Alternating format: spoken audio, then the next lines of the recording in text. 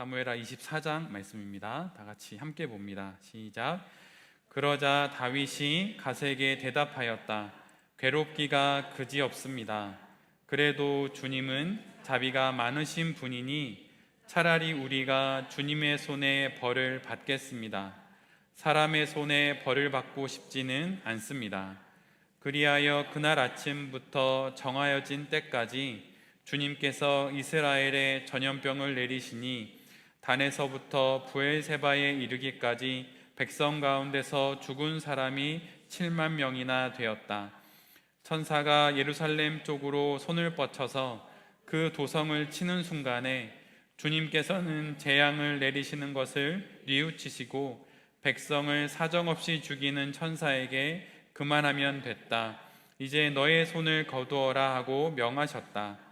그때 주님의 천사는 여부스 사람 아라우나의 타작마당 곁에 있었다.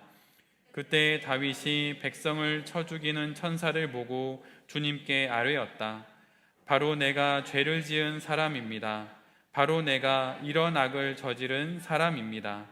백성은 양떼일 뿐입니다. 그들에게는 아무런 잘못도 없습니다.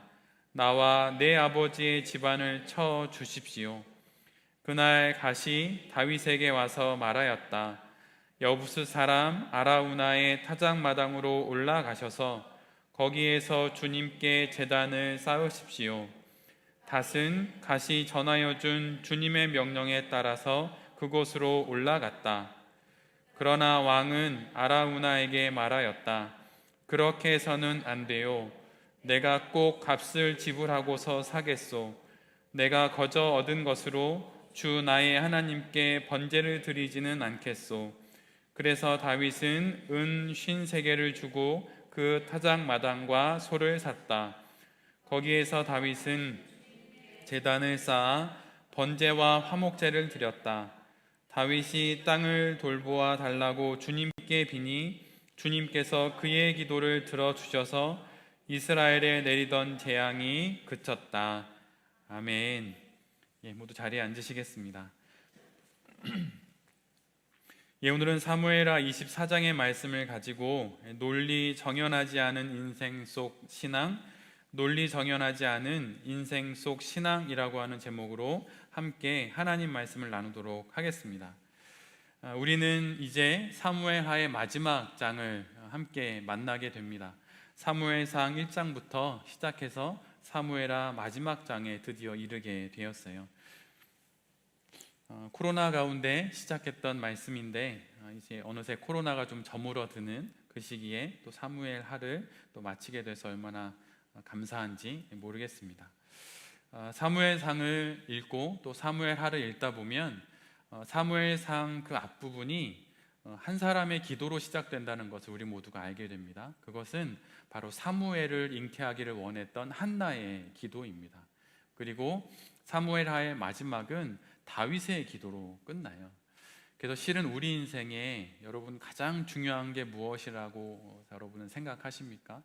혹시 여러분의 우리 모두 마지막이 있을 수 있잖아요. 여러분의 인생의 마지막에 누군가가 여러분을 그 사람은 이러이러한 사람이야 라고 만약 이렇게 명명해 준다면 여러분은 그 앞에 무엇이 붙기를 원하시나요?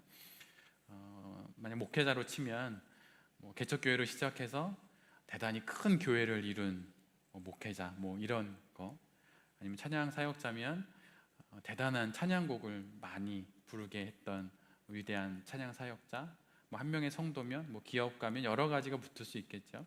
여러분은 무엇을 원하시나요? 사실 저는 원하는 게 있어요. 근데 그 뭐냐면 제 앞에 기도의 사람이라고 하는 이름이 붙는 겁니다. 목회자로 또 신학을 나름 공부하며 또 매일 말씀 묵상을 하지만 늘 말씀 묵상을 하거나 신학을 공부하며 늘 갈급하게 되는 건 늘 기도더라고요. 그런데 감사하게도 우리가 함께 보는 사무엘상 또 사무엘하 이 말씀은 한 사람의 기도로 시작해서 한 사람의 기도로 끝나게 됩니다. 아무리 그 역사가 길고 길어도 그 역사의 처음과 마지막은 기도라고 하는 것을 우리에게 알려주시는 듯해 보입니다. 마찬가지로 우리의 짧은 인생, 길어야 80, 좀 더 건강하면 90인이 인생 가운데 우리 인생의 가장 앞에도 기도가 있어야 할 것이고 가장 마지막에도 기도가 있어야 할 것입니다. 한나의 기도로 시작된 그 사무엘 상하가 또 다윗의 기도로 대단원의 막을 내립니다. 그런데 이 마지막 결말이라고 우리에게 다가온 이 본문을 읽다 보면 좀 이상한 느낌이 들어요. 왜냐하면 그렇게 많은 하나님과의 역사의 스토리가 가득했던 사무엘 상하가 조금은 이상하게 결말을 짓기 때문입니다. 조금은 난처하고 조금은 당혹스럽고 조금은 이상한 결론이기 때문이에요. 그러나 우리의 이 곤란함과는 상관없이 분명 우리가 만나고 있는 사무엘하 24장은 사무엘 상하의 마지막 결론으로 우리에게 하나님이 주신 말씀입니다. 사무엘 상하의 마지막 결론인 이 24장은 하나의 사건을 기록하고 있어요. 아마도 이 사건이 무엇인지는 아마도 신앙의 여정에서 한두 번씩은 들어보셨을 것입니다. 다윗이 인구조사를 한 것이에요. 그런데 더더군다나 이 사무엘하 24장을 읽으면서 우리의 마음이 좀 불편한 것은 이 다윗의 인구조사를 다윗이 하고 싶어서 한 것이 아니라 하나님께서 그에게 인구조사를 하도록 부추겼다고 성경이 기록하고 있기 때문입니다. 그런데 사실 동일한 내용을 기록하고 있는 역대상 21장에는 달리 기록하고 있어요. 거기서 뭐라고 기록하냐면 하나님이 아니라 사탄이 다윗이 인구조사를 할 수 있도록 그를 꼬드기고 부추겼다고 그렇게 기록하고 있습니다. 이쪽에선 하나님이 부추겼다고 말하고 저쪽에선 사탄이 부추겼다고 말하죠. 만약 여러분이 이 본문을 읽게 된다면 여러분 어떻게 이 본문을 받아들이시겠습니까? 이해하기 어렵고 어떻게 보면 딜레마에 빠진 듯한 이런 본문을 우리는 어떻게 받아들여야 할까요? 실은 오늘의 본문뿐만 아니라 성경을 읽다 보면 다른 성경에서도 이런 당혹스러운 조금은 우리를 난처하게 하는 본문을 만날 때가 있어요. 그럴 때면 우리는 보통 이렇게 생각을 합니다. 이것은 하나님의 무슨 깊은 뜻이 있을 거야 이렇게 덮어놓고 하나님을 변호하지요. 근데 여러분 우리 모두가 기억해야 할 것은 우리가 하나님을 변호해야 드려야 할 그분이 우리가 믿는 하나님이 아닙니다. 오히려 하나님이 우리를 변호해 주셔야 하는 것이죠. 그래서 어떤 난처한 본문을 만날 때 무엇인가 깊은 뜻이 있겠지 이렇게 말하면서 덮어놓고 하나님을 편들려고 해서는 안 됩니다. 또한 반대로 덮어놓고 하나님이 나쁘다고 말해서도 안 되는 거예요. 특별히 역사의 이야기를 읽다 보면 하나님께서 왕들의 마음을 강팍하게 하셔서 그들로 하여금 죄를 짓게 하였다, 나쁜 일을 하게 하였다, 이런 기록들이 나오게 되지요. 마치 하나님께서 죄를 짓도록 조장하고 함정을 만들어 놓고 그 함정에 그들이 빠지기를 기다리는 그런 분으로 묘사하는 내용들이 나오게 돼요. 그런데 그럴 때 우리가 이 본문을 다뤄야 하는 방식은 무엇이냐면 그 본문 앞에서 고민을 하는 것입니다. 덮어놓고 하나님은 좋은 분이시니 좋은 내용일 거야 이렇게 하라는 게 아니에요. 여러분 그러면 하나님을 진정 만나지 못합니다. 더 깊고 더 크신 하나님을 만나지 못해요. 더더군다나 그래야 하는 이유는 우리의 삶이 그렇게 늘 평탄하지 않기 때문이에요. 우리의 삶이 덮어놓고 다 하나님의 뜻이 있을 거야 이렇게 말할 수 있는 상황들을 우리가 겪지 않습니다. 여러분 몸이 정말 아픈데 하나님의 깊은 뜻이 있을 거야 이렇게 기도가 되나요? 여러분 그렇지 않습니다.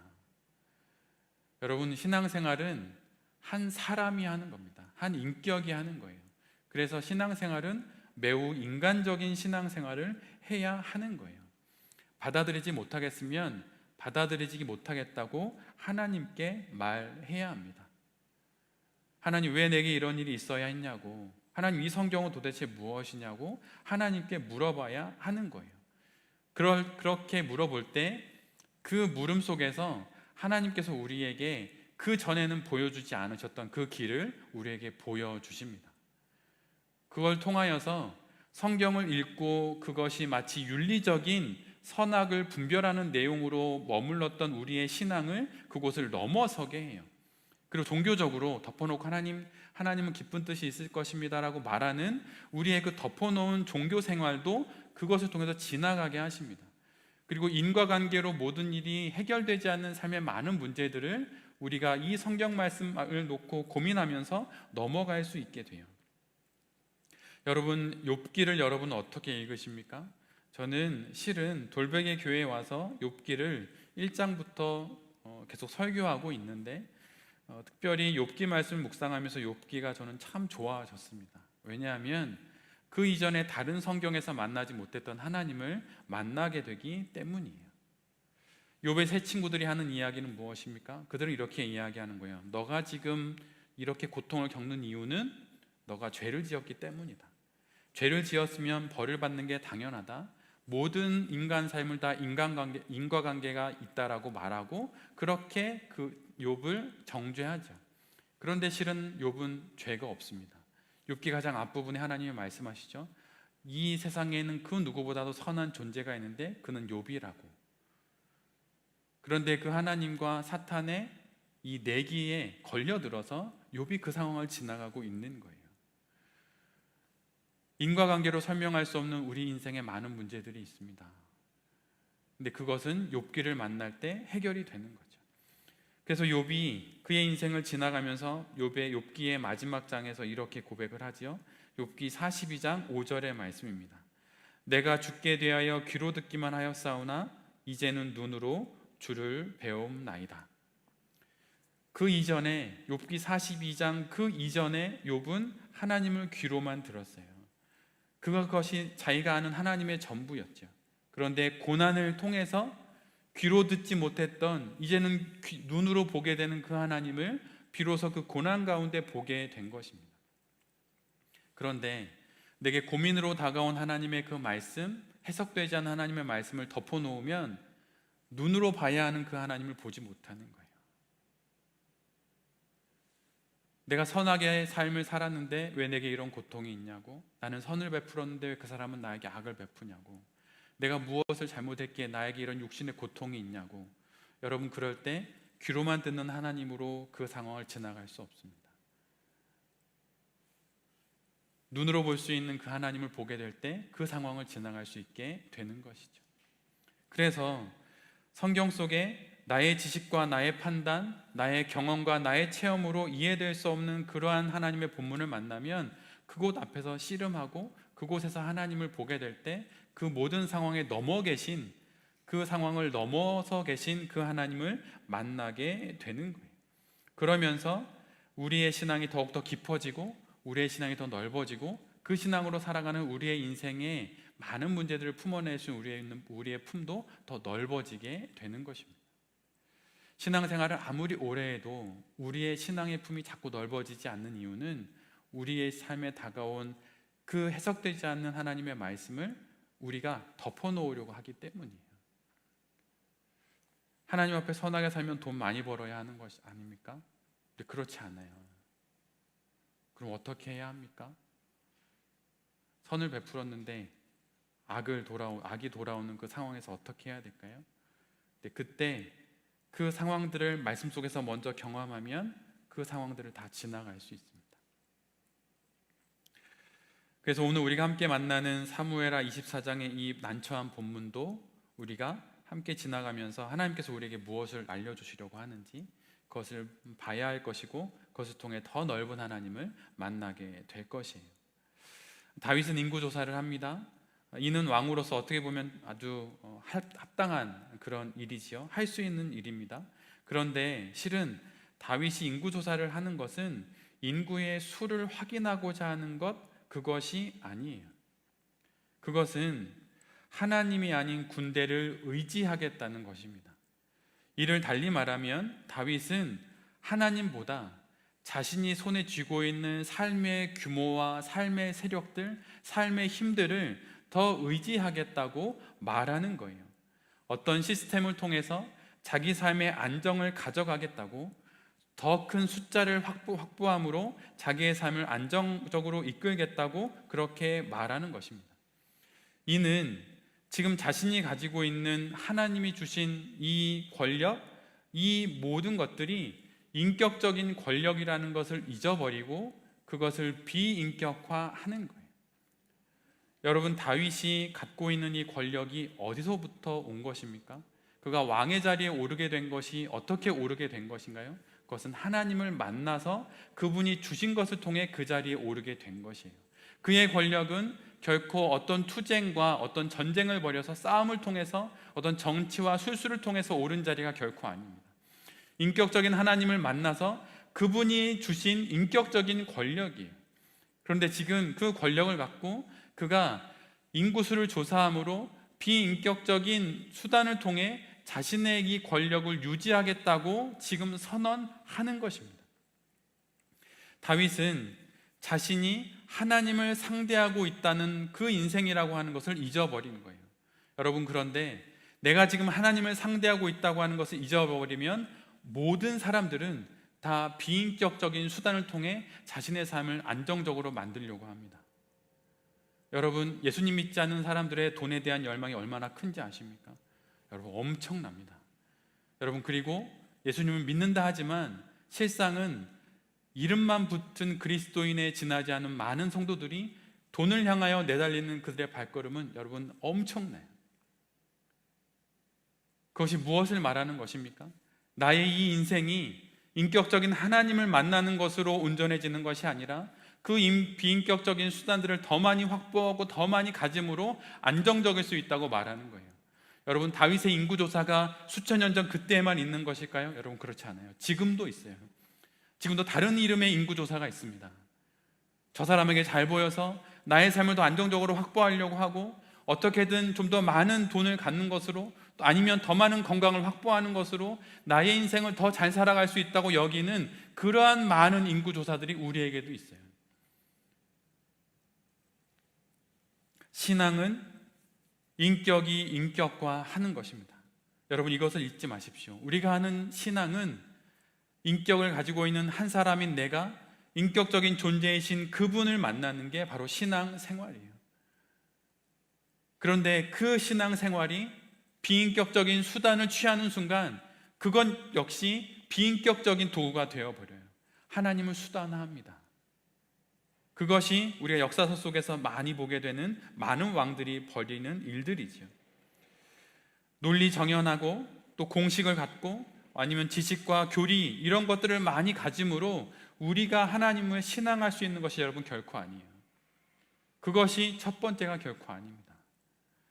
우리가 먼저 기억해야 하는 것은 어떻게 설명할 수 없고 좌충우돌 변화무쌍한 우리의 인생 속에서 신자가 되어서 하나님을 신앙하며 살아가는 것, 그분을 인격적으로 믿고 따르며 그분을 소망하며 사랑하며 살아가는 것이 우리의 삶에 있어야 할 가장 먼저 바로 그 최우선의 과제라고 하는 거예요. 그런데 다윗은 지금 하나님이 아닌 비인격적인 요소들을 갖추고 가짐으로 인생을 살 수 있다고 여기며 인구조사를 하는 거예요. 시스템을 갖추고 규모를 갖추고 세력을 가짐으로 그것을 확인함으로 하나님의 백성인 이스라엘을 이끌 수 있다고 생각한 것입니다. 여러분, 다윗만 그럴까요? 여러분, 목회자도 그럴 수 있어요. 하나님 안 만나고 좀 더 좋은 교회적인 환경을 만들고 성도들을 잘 양육할 수 있는 프로그램들을 갖추고 재정을 잘 정리해서 그것으로 교회를 잘 이끌 수 있다고 생각합니다. 여러분들, 그런 착각이에요. 그 모든 것은 두 번째, 세 번째입니다. 가장 먼저 있어야 하는 것이 무엇일까요? 그 목회자가 하나님을 인격적으로 만나야 하는 거예요. 그것이 모든 교회의 첫 번째입니다. 근데 여러분, 눈에 보이는 돌베개 교회나 어떤 다른 교회, 그 교회를 이끄는 목회자만 그럴 것일까요? 그렇지 않아요. 우리 모두가 그렇습니다. 주님이 주신 첫 번째 교회인 바로 내 자신이 그렇게 하나님 앞에 살아가야 하는 거예요. 하나님을 인격적으로 만나야 합니다. 인격적으로 만나야 해요. 그것이 있어야 우리가 우리의 삶 가운데 수없이 다가오는 그 비인격적인 상황들을 또 수단들을 잘 다룰 수 있게 됩니다. 여러분은 지금 하나님을 인격적으로 만나십니까? 여러분, 하나님을 정말 인격적으로 살아계신 그분으로 여러분 정말 만나십니까? 그것이 우리에게 있어야 해요. 예배의 자리가 무엇일까요? 설교를 처음부터 끝까지 다 외운다 해도 그럼 그 의미가 없습니다. 찬양을 다 외우고 눈물을 흘린다 해도 여러분 그것이 의미가 없어요. 그것이 의미 있는 이유는 그것을 통해서 하나님을 인격적으로 만날 때만이 의미가 있는 거예요. 찬양을 통해 살아계신 하나님을 만나야 하는 것입니다. 나의 있는 모습 그대로 받아주시는 그 하나님을 그 찬양을 통해 만날 때 그 찬양이 의미가 있는 거예요. 설교를 통해, 예배를 통해, 1시간 반 예배를 통해 그 예배가 의미 있을 수 있는 이유는 인격적인 하나님을 만날 때만이 의미가 있는 거예요. 오늘 우리가 함께 드리는 이 예배도 그 하나의 목적만을 가지고 있습니다. 바로 하나님을 만나야 합니다. 인격적으로 우리를 만나시기 위해서 지금 이곳에 계신 그 하나님을 만나야 하는 거예요.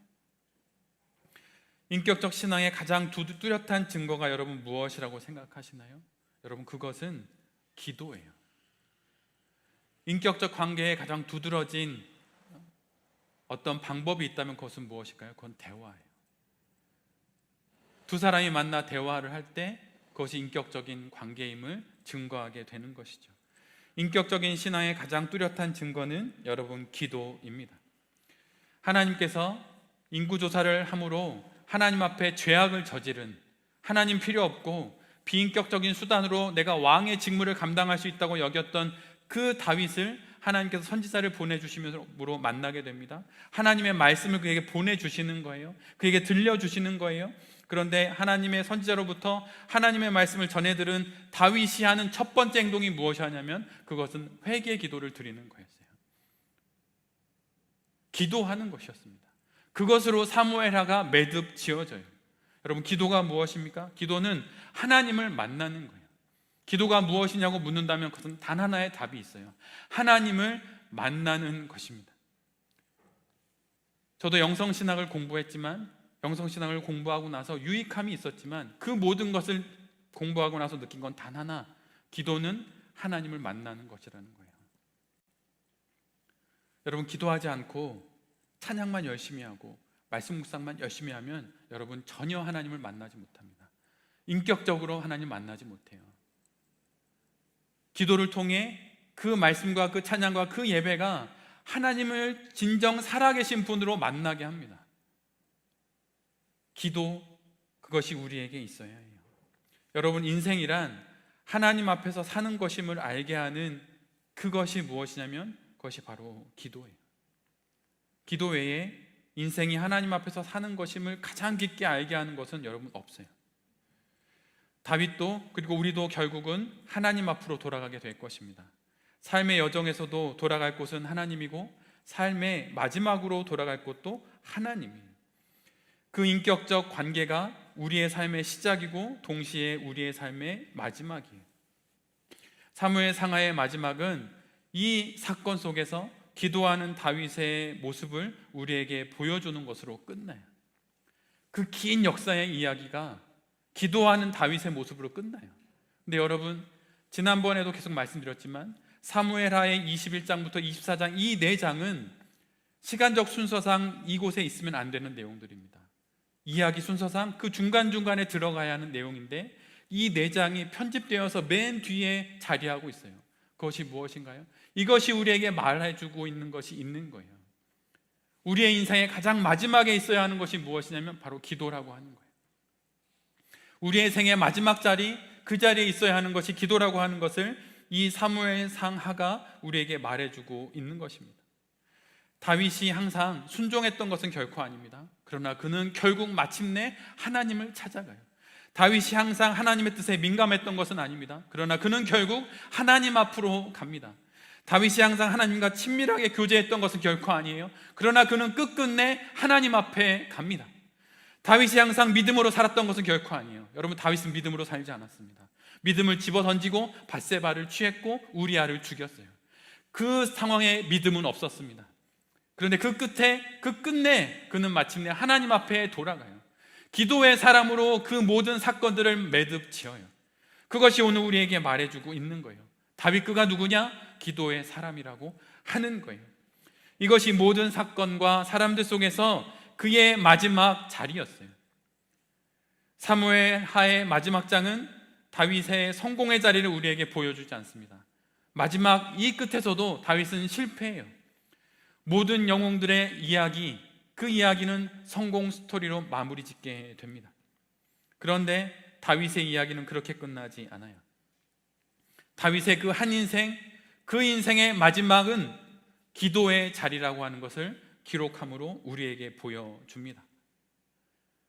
이 땅에 오셨던 주 예수 그리스도도 그의 공생의 삶의 마지막을 여러분 기도로 마무리 지어요. 그분의 마지막 자리가 어디인가요? 십자가입니다. 근데 그 십자가에서 그분은 기도함으로 그의 생을 마무리합니다. 십자가상에서 그분이 기도했던 그 마지막 가상칠언, 십자가 위에서의 7개, 7마디의 말씀은 그분의 기도였어요. 우리가 어떤 일을 겪든 어떤 사연을 만나든 어떤 누구를 만나든 그 모든 것의 마지막은 바로 기도여야 하는 것입니다. 여러분, 실수할 수 있고 우리의 실수의 대가를 치를 수 있어요. 여러분, 대가를 치르는 게 여러분 그것이 은혜예요. 내가 실수했는데 대가를 안 치르면 여러분 그 실수 또 하게 되어 있습니다. 반드시 또 해요. 도둑질도 작은 것 훔쳤다가 걸리지 않으면 큰 것 합니다. 작은 것 훔쳤을 때 걸리고 대가 치르는 것이 여러분 그것이 은혜예요. 실수합니다. 다윗은 대가를 치릅니다. 다윗은. 그런데 그 모든 상황 속에서 다윗은 기도를 해요. 근데 만약 다윗의 기도로만 그것이 끝났다면 참으로 허무하겠죠. 그런데 여러분, 다윗의 그 기도에 하나님이 응답하세요. 오늘 사무엘하 24장은 다윗의 기도로 끝났다고 말하지 않습니다. 다윗의 그 기도에 응답하시는 하나님의 모습으로 마무리 지어요.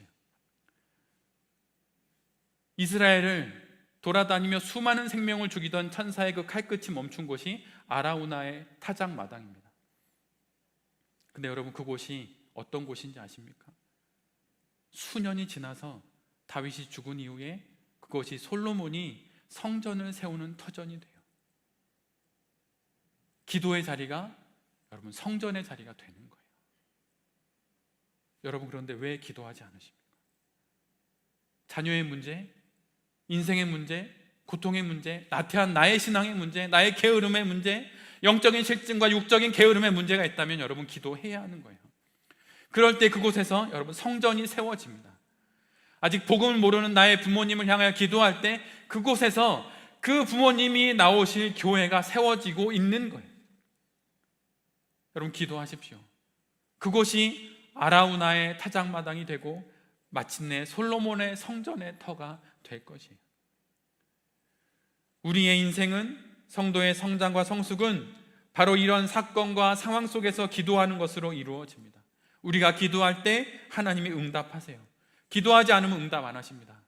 물론 은혜 가운데 언젠가 주실 거예요.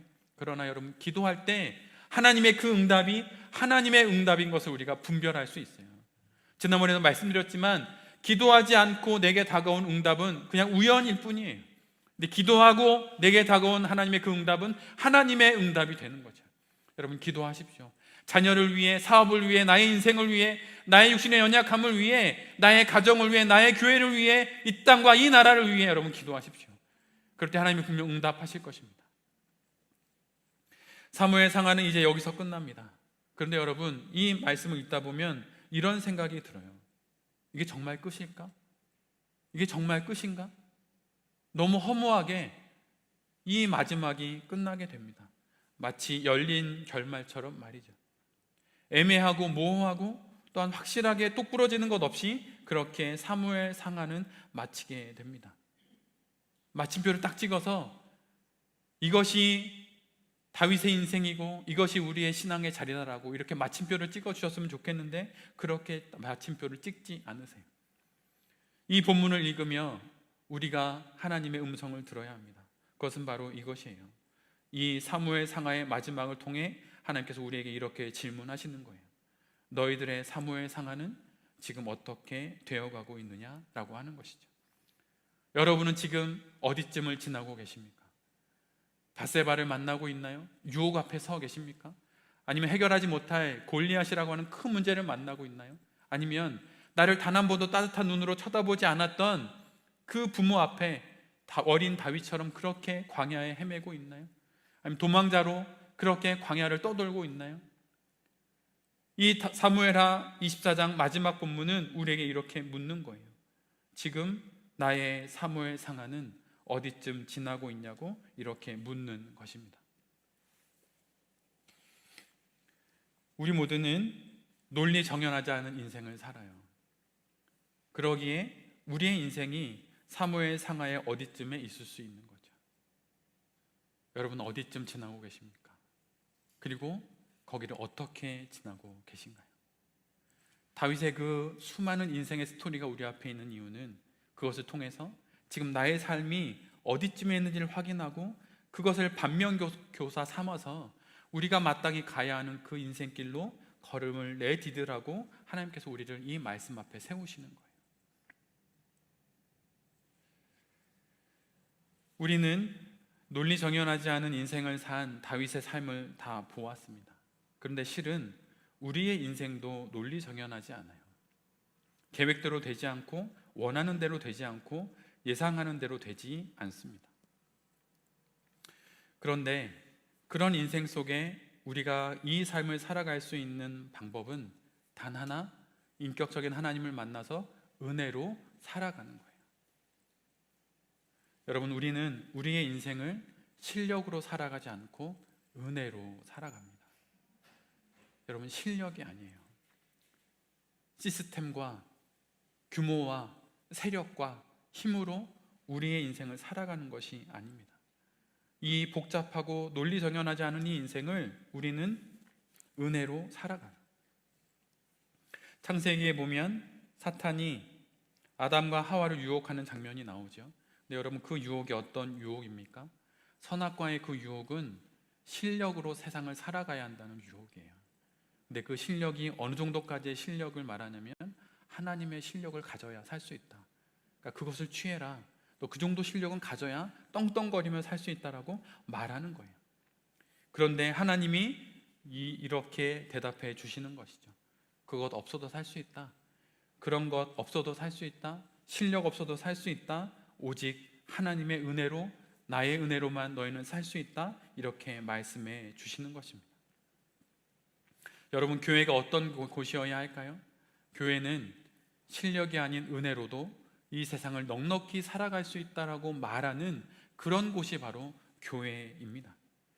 이것을 날마다 확인하고 날마다 간증하는 곳이 바로 교회예요.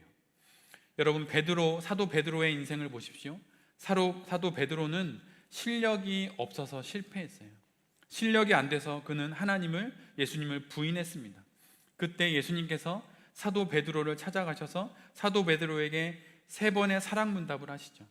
예수님은 묻고 베드로는 대답합니다. 그리고 예수님이 다시 대답하세요. 예수님의 대답이 무엇입니까? 내 양을 치라, 내 양을 먹이라. 이것이 예수님의 대답이었어요. 여러분, 베드로가 양을 치고 양을 먹여야 하는 자리가 어디인가요?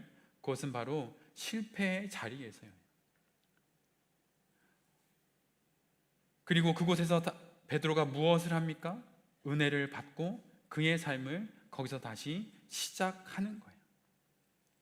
우리 인생에 없는 단어가 있는데 그것은 완벽과 최선이에요. 가장 높은 최선은 우리의 것이 아닙니다. 완벽한 것도 애초에 우리의 것이 아니에요. 완벽과 최선은 바랄 수는 있지만 결코 우리의 것이 아닙니다. 완벽한 인생, 완벽한 학교, 완벽한 사랑, 완벽한 부모, 완벽한 교회, 여러분, 그것은 우리의 것이 애초에 아니에요. 그것은 다 하나님의 것입니다. 예전에 어느 목사님이 한 성도하고 상담했던 이야기를 들은 적이 있어요. 한 성도님이 목사님을 찾아와서 그동안 마음에 담아두었던 이야기를 쏟아냅니다. 이 교회는 이래서 문제고 한국 교회는 이래서 문제고 주저리 비판의 이야기를 계속 쏟아냈어요. 근데 사실 들어보니 일리가 있고 딱히 틀린 말도 아니었습니다. 그래서 목사님은 그 이야기를 다 들었어요.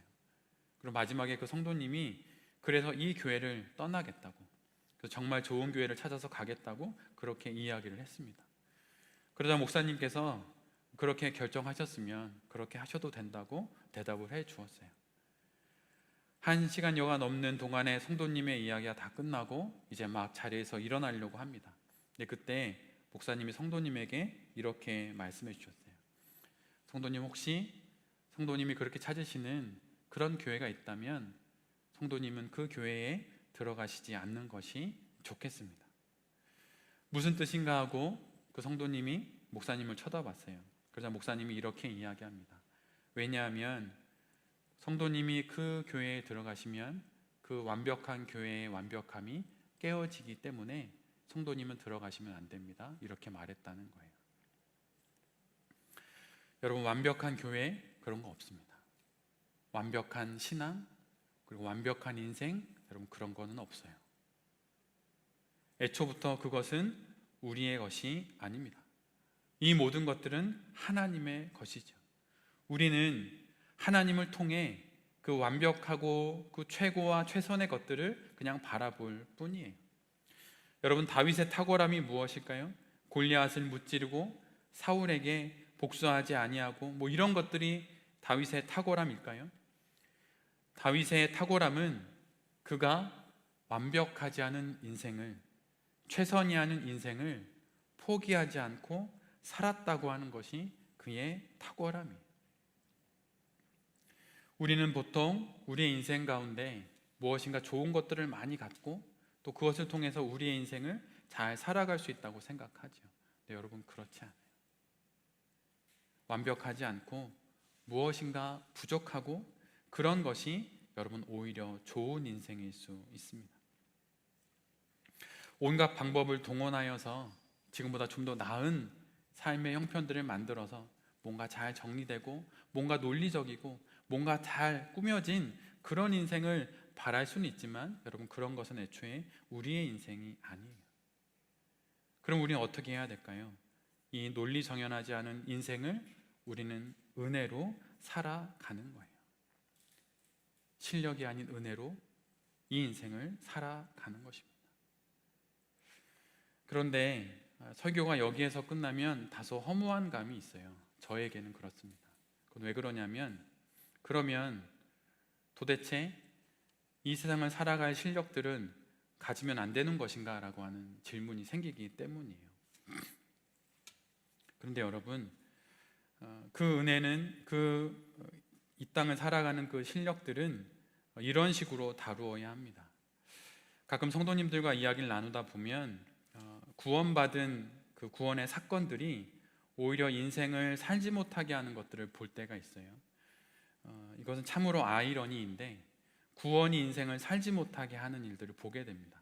예를 들면 구원파의 구원이나 시한부 종말론의 구원이 그런 것들이죠. 그런데 온전한 건강한 교회에 있음에도 불구하고 구원이 오히려 구원 이후의 삶을 살아가지 못하게 하는 그런 덫의 역할을 하는 것들을 보게 됩니다.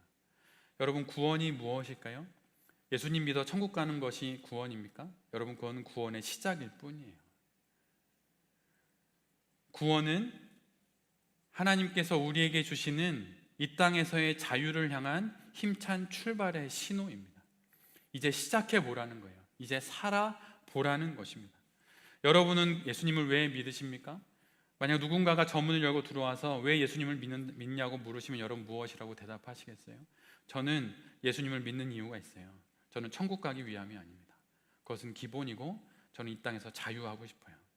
저는 정말 자유하게 살고 싶습니다. 어느 속박도 없이 어느 구속도 없이 저는 정말 자유하게 살고 싶어요. 그래서 저는 예수님을 믿어요. 예수님을 믿을 때 제가 누렸던 이 세상의 그 어떤 자유보다도 가장 큰 자유를 누리기 때문에 전 예수님을 믿습니다. 여러분, 천국 가는 것은 은혜의 시작에 지나지 않아요. 구원의 시작에 지나지 않습니다. 그런데 은혜를, 구원을 속박의 도구로 바꿨던 성경 속 인물들이 있죠. 바로 율법학자들과 바리새인들이에요. 그들은 구원을 손에 쥐고 구원만을 바라보게 함으로 그 이후의 삶을 살지 못하게 했어요. 여러분, 구원은 은혜의 최종 목적지가 결코 아닙니다. 구원은 은혜의 출발지예요. 예수 그리스도의 십자가의 은혜로 우리가 이 출발선에 서게 된 것입니다. 설 수 없는 그곳에 우리가 서게 된 것이에요. 그리고 그곳에서 살 수 없는 인생을 시작하게 된 것이에요. 자유를 향한 힘찬 출발 신호가 바로 구원이에요. 이제 살아봐라, 살 수 있다, 그렇게 말씀해 주시는 거죠. 예수 그리스도가 가늠한 여인을 만나십니다. 그 여인을 향해서 뭐라고 말씀하시나요? 나도 너를 정죄하지 않는다. 그리고 다시는 가서 그런 죄를 짓지 말거라. 이 말씀이 무슨 말씀인가요? 너는 구원받았으니 이제 가서 살라는 명령입니다. 여러분, 거룩 중에 최고의 거룩이 무엇인가요? 여러분, 살면서 하나님을 믿는 게 최고의 거룩이에요. 거룩 중에 가장 큰 거룩은 그런 인생을 포기하지 않고 살아가는 것입니다. 거룩 중에 거룩은 두 손 들고 하나님을 찬양하는 것이 아니라, 거룩 중에 거룩은 이 논리 정연하지 않은 인생을 신앙의 이름으로 살아가는 것, 그래서 삶을 포기하지 않는 것이 여러분 가장 큰 거룩이에요. 최고의 거룩이에요.